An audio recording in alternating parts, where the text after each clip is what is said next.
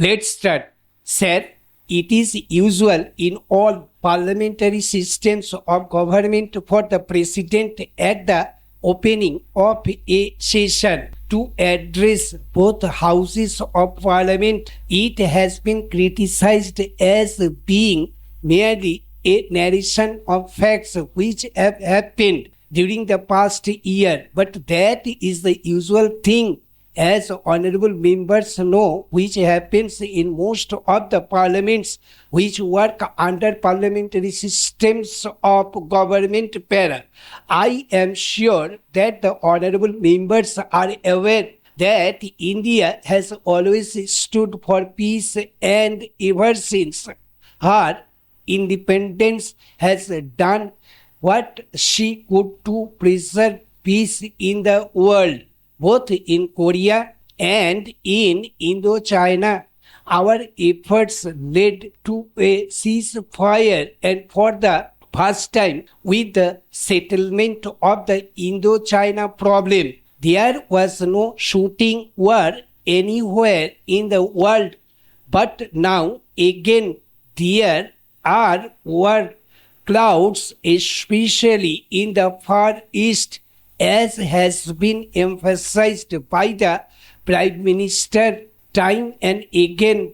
Patience and tolerance are necessary to solve the tangle in Formosa. Our government have recognized the Chinese People's Republic as the government of China and have recognized the Chinese claim to the Cairo Declaration. If the Cairo Declaration is to have any value, then it is fairly certain that Formosa is part of China, but at the same time, one cannot forget the fact that things have got to be tackled patiently. If this problem of Formosa is to be solved in a peaceful manner, that will take time, and it is towards that end I am sure that our Prime Minister is working so that there will be no clash in the Far East with regard to the question of Formosa. This has been prominently mentioned in the address of the President. We hope that patience will be exercised by both the sides to solve this question, and there will be no incident which might lead to serious consequences. Our agreement with China on Tibet, which formed the basis of the joint statement by China's and our prime ministers regarding Panchashila, must form the main principle through which international tension can be eased and finally peace established. I am glad, sir, that recently the King of Laos has accepted the idea of the 5 principles put forward in this declaration.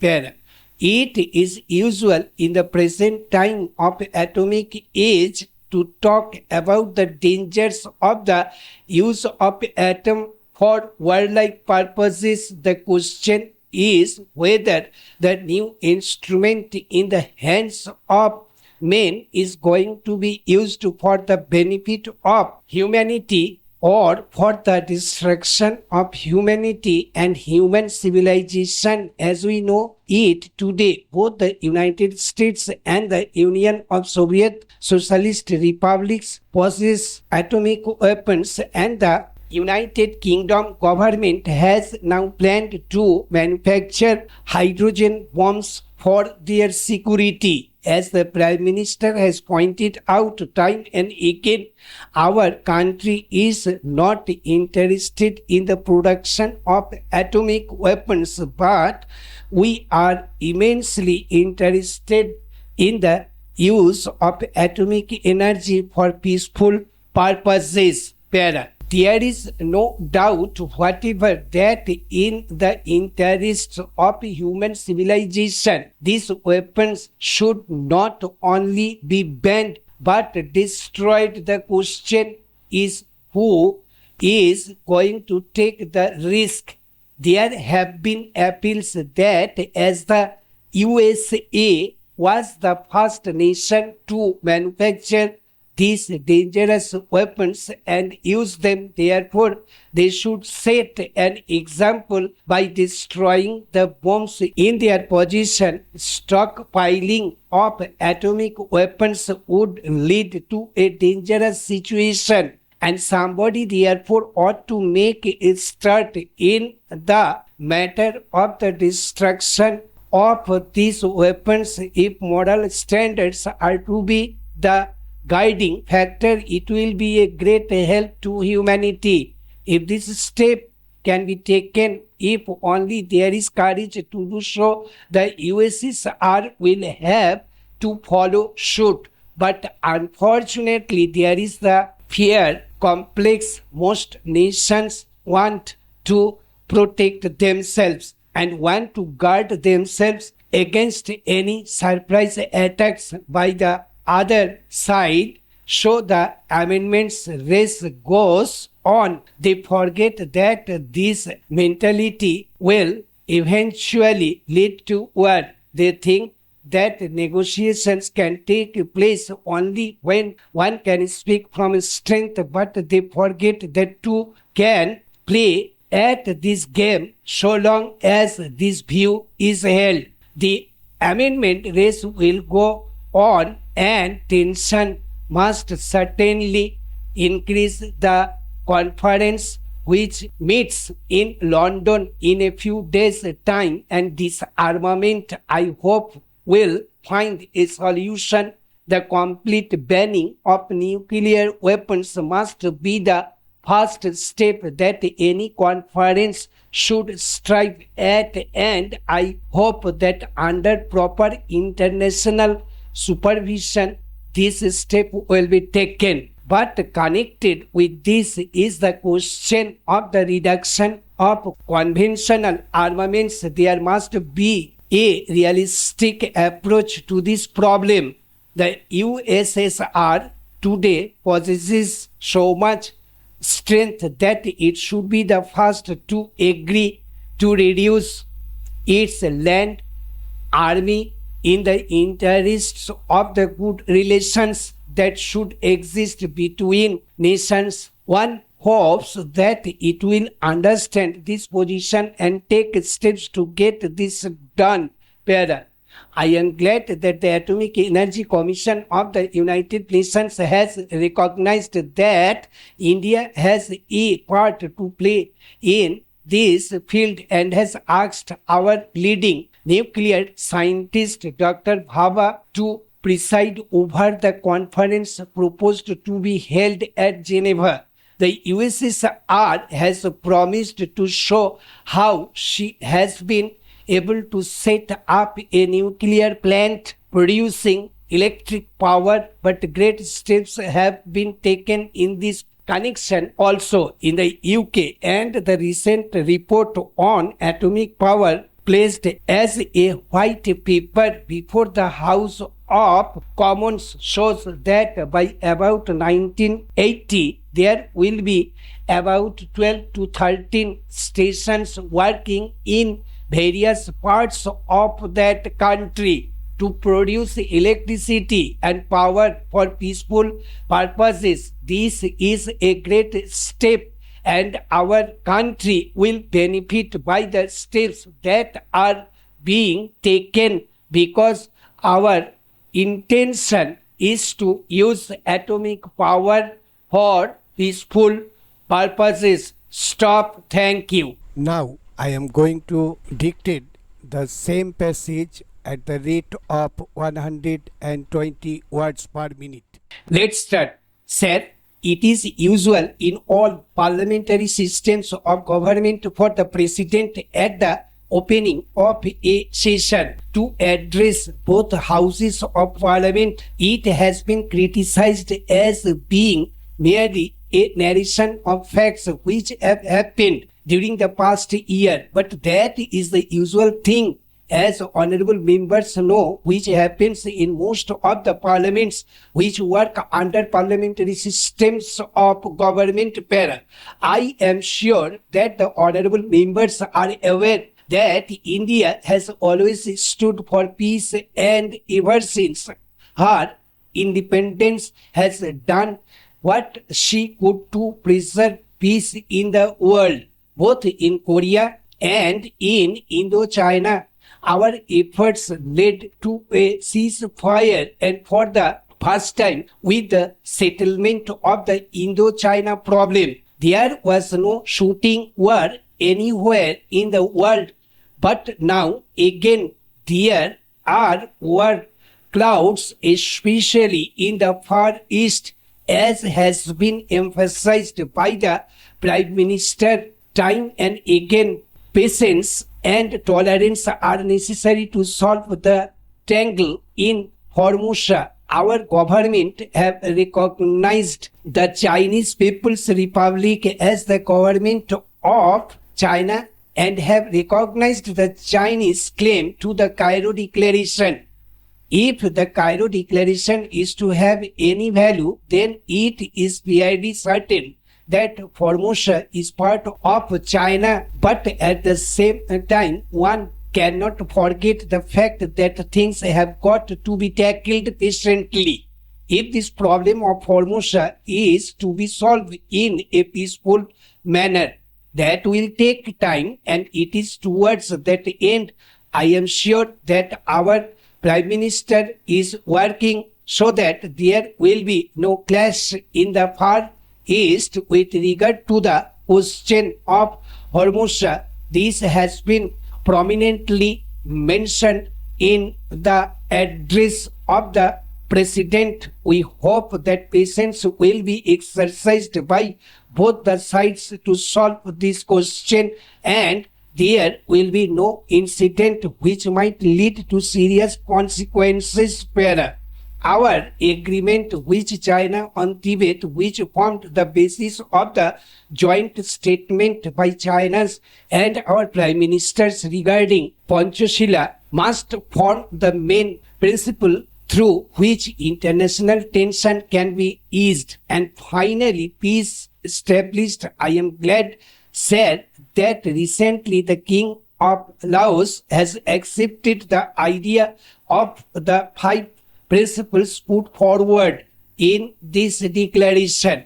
It is usual in the present time of atomic age to talk about the dangers of the use of atom for warlike purposes. The question is whether the new instrument in the hands of men is going to be used for the benefit of humanity or for the destruction of humanity and human civilization as we know it today. Both the United States and the Union of Soviet Socialist Republics possess atomic weapons, and the United Kingdom government has now planned to manufacture hydrogen bombs for their security. As the Prime Minister has pointed out time and again, our country is not interested in the production of atomic weapons, but we are immensely interested in the use of atomic energy for peaceful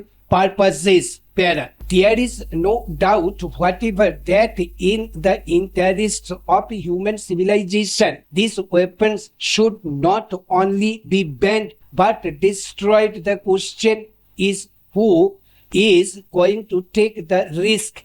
There have been appeals that as the USA was the first nation to manufacture these dangerous weapons and use them, therefore they should set an example by destroying the bombs in their possession. Stockpiling of atomic weapons would lead to a dangerous situation, and somebody therefore ought to make a start in the matter of the destruction of these weapons. If moral standards are to be the guiding factor, it will be a great help to humanity. If this step can be taken, if only there is courage to do so, the USSR will have to follow suit.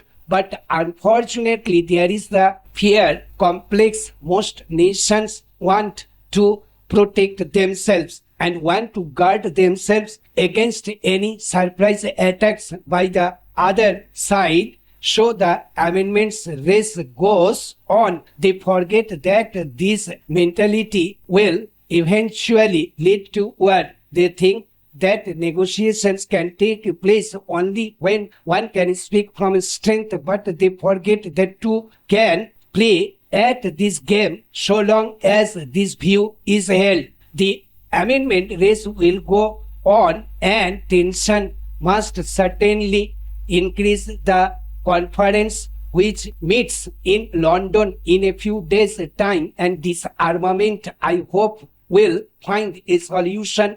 The complete banning of nuclear weapons must be the first step that any conference should strive at, and I hope that under proper international supervision this step will be taken. But connected with this is the question of the reduction of conventional armaments. There must be a realistic approach to this problem.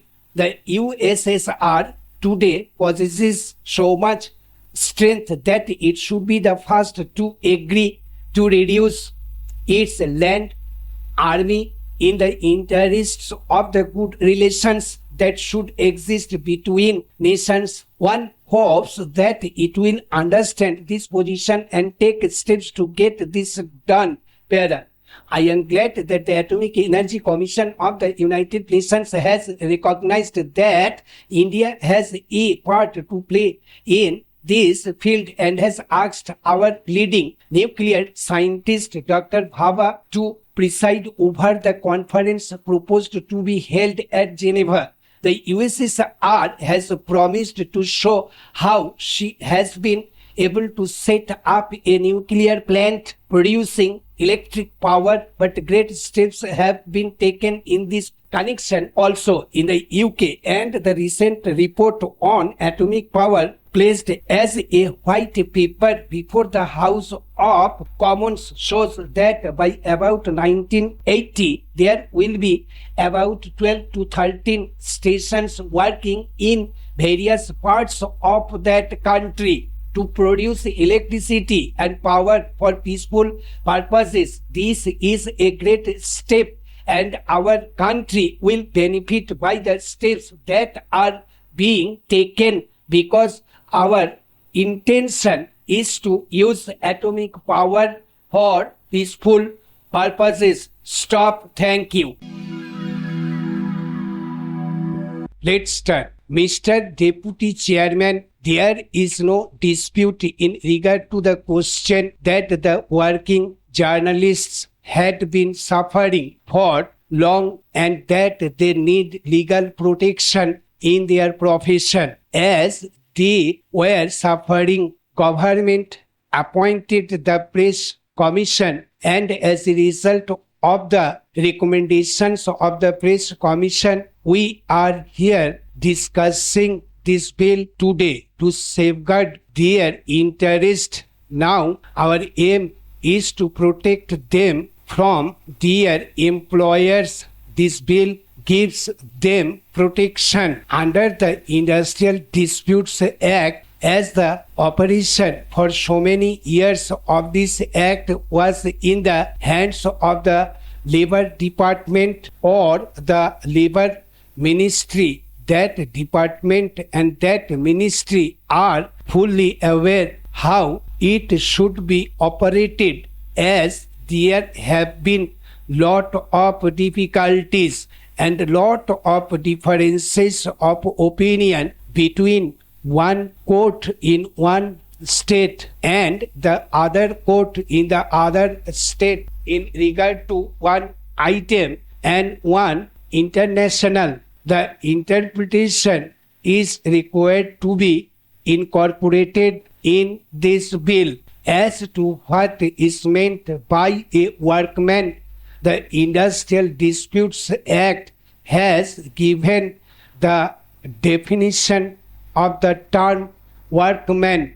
but it has been interpreted by different courts in different states in different ways. Now again, we are dealing with two parties, and one party is the employer. In the definition of the employer also, we do not find if we can properly put the directors or the managers as the employers. Now this bill has tried to exclude certain staff and certain people doing certain jobs. Sir, the intention of this measure is to safeguard the interests of the working journalists by bringing them under the purview of the Industrial Disputes Act, by which they would be provided with certain machinery where they can go for the redress of their grievances. Said we must make sure that working journalists may not be defined as employers instead of as workmen. If, as we say here, an employer is one who is employed in a managerial or administrative capacity, there is bound to be difficulty. I will cite an example. Now, a working journalist might get to typist in this office, and he may have 3 peons. He may be actually a supervisor acting on behalf of the manager also. Now he is performing 2 jobs. He himself is working, and he is also performing the work entrusted to him by the manager or the managing director. If such a person has got any grievance, he goes to this machinery that is to be appointed under this bill, and he is entitled to get relief. But as he is partially employed as a manager, he may be denied that right. Therefore, I am afraid that whatever we may try to do, we must be very specific in this matter. I think we should say that the working journalist means a person whose principal avocation is that of a journalist, etc., etc., and then they are also termed as workmen under the Industrial Dispute Act. Otherwise, trade unions are experiencing in their day-to-day work in the appellate tribunal or the industrial tribunal or in other courts. I hope that the minister in charge of this bill will consult the labor minister, who is an expert in this matter, as to how to safeguard really the interests of these people by putting a proper definition for the working journalists para. Now, I have got another point. Really, this should have been brought forward by the Labor Department, as they have been operating the Industrial Disputes Act. Under the Industrial Disputes Act, we have got some machinery which has got to come into being when there is a dispute. Now, under the existing Industrial Disputes Act, at the appropriate government has got to order in writing to this machinery, as the working journalists are spread over throughout the country. I am not clear in my mind whether for the purpose of the working journalists this Industrial Disputes Act will be operated by the central government or by the state governments. Both the central and the state governments have their own machinery, from the Chief Labour Commission to the Reconciliation Officer. The government of India has got a set of machinery throughout the country, and again the state governments have got their own Labour Commissioner and other officers. I want that also must be specifically provided in this bill as to whether they have got to go to the central government or to the state governments for the redress of their grievances. Now, the tribunals are not permitted to undertake any case as soon as it is referred by either of the parties unless it is specifically ordered by the appropriate government. Now, my own opinion is this, that for the time being, it should be operated by the Labor Ministry of the central government. Neither the Information and Broadcasting Ministry nor the state governments should operate this, because it is a new thing incorporated by the central government, and the government of India knows what for they are coming forward with this piece of legislation. I want that the Information Ministry should hand over this business to the Labor Ministry, which should operate this through its own machinery.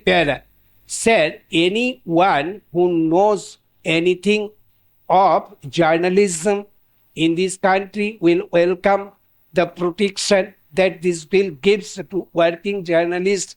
There is no doubt that their present lot is a hard one, that it is difficult sometimes even for the best of them discharge their duties honestly. But the remarks made by my honorable friend make me anxious to understand the scope of the bill. My honorable friend spoke of the protection given to editors who expressed their views freely, even though they may be unpalatable to the proprietors of their papers. Sir, is it really the objection of the bill to make the working journalists to decide the policy of the paper to which they are now attached? Stop. Thank you. Now I am going to dictate the same passage at the rate of 120 words per minute. Let's start. Mr. Deputy Chairman, there is no dispute in regard to the question that the working journalists had been suffering for long and that they need legal protection in their profession. As they were suffering, government appointed the Press Commission, and as a result of the recommendations of the Press Commission, we are here discussing this bill today to safeguard their interest. Now, our aim is to protect them from their employers. This bill gives them protection under the Industrial Disputes Act, as the operation for so many years of this act was in the hands of the Labor Department or the Labor Ministry. That department and that ministry are fully aware how it should be operated, as there have been lot of difficulties and lot of differences of opinion between one court in one state and the other court in the other state in regard to one item and one international. The interpretation is required to be incorporated in this bill as to what is meant by a workman. The Industrial Disputes Act has given the definition of the term workman, but it has been interpreted by different courts in different states in different ways. Now again, we are dealing with two parties, and one party is the employer. In the definition of the employer also, we do not find if we can properly put the directors or the managers as the employers. Now, this bill has tried to exclude certain staff and certain people doing certain jobs. Sir, the intention of this measure is to safeguard the interests of the working journalists by bringing them under the purview of the Industrial Disputes Act, by which they would be provided with certain machinery where they can go for the redress of their grievances. Said we must make sure that working journalists may not be defined as employers instead of as workmen. If, as we say here, an employer is one who is employed in a managerial or administrative capacity, there is bound to be difficulty. I will cite an example. Now, a working journalist might get to typist in this office and he may have 3 peons. He may be actually a supervisor acting on behalf of the manager also. Now he is performing 2 jobs. He himself is working and he is also performing the work entrusted to him by the manager or the managing director. If such a person has got any grievance, he goes to this machinery that is to be appointed under this bill and he is entitled to get relief. But as he is partially employed as a manager, he may be denied that right. Therefore, I am afraid that whatever we may try to do, we must be very specific in this matter. I think we should say that the working journalist means a person whose principal avocation is that of a journalist, etc., etc. And then they are also termed as workmen under the Industrial Dispute Act. Otherwise, trade unions are experiencing in their day-to-day work in the appellate tribunal or the industrial tribunal or in other courts. I hope that the minister in charge of this bill will consult the labor minister, who is an expert in this matter,